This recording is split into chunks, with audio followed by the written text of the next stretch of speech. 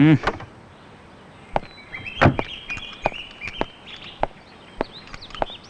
Madam, बहिर बारू का? चल अपन खरारा साइड में करा।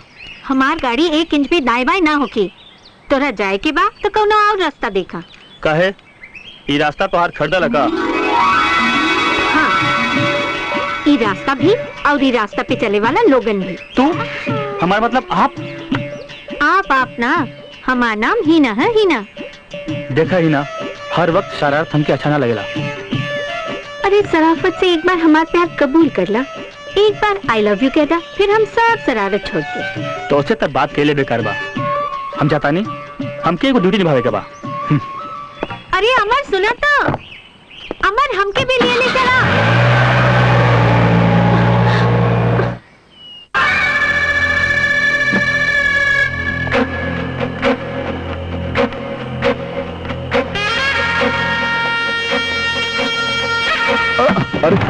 अरे कैसे गिरे रे?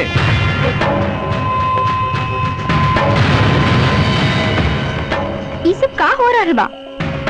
ए चला रे। ये सब ठीक नहीं के। साली कुतिया, अब हम तारा के बेवरा दे या। एक राय से ना करे के चाहिए, बाकी ना अभी ना। संकट संकट संकट। अरे वो शंकर के बुलावत किया, साली कुतिया।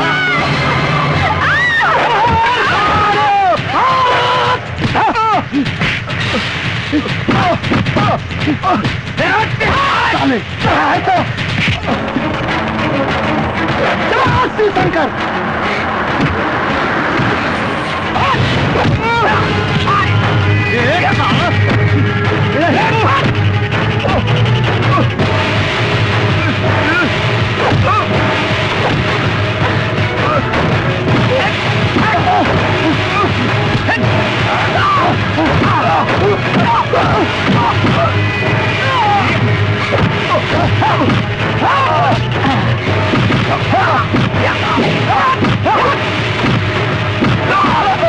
तेरी माँ की चल भाग जाए। कब है नंबर? ए मेरा यहाँ कुछ ना भैया, हमके इन्फॉर्मेशन मिले कि आज यहाँ हथियार उतरे वाला बा। सबसे पहले एसपी साहब के इन्फॉर्म करके पड़ी, पहले उनके बताए की पड़ी। जी हाँ बाबा, हमने के सारा माल पकड़ा गया। अरे तारा रहते ही का भाई? अरे का भाई? अरे जा यहाँ से, छोड़ दो हमरा के अकेले, छोड़ दो। जा तहनी लोग जा, अरे जा रे।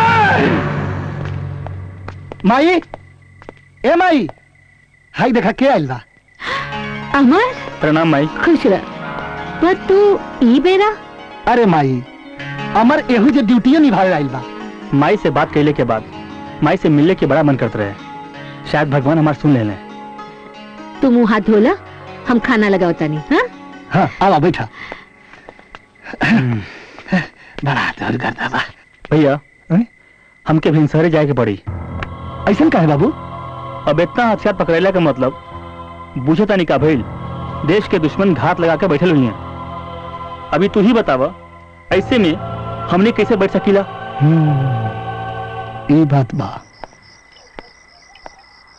अजय,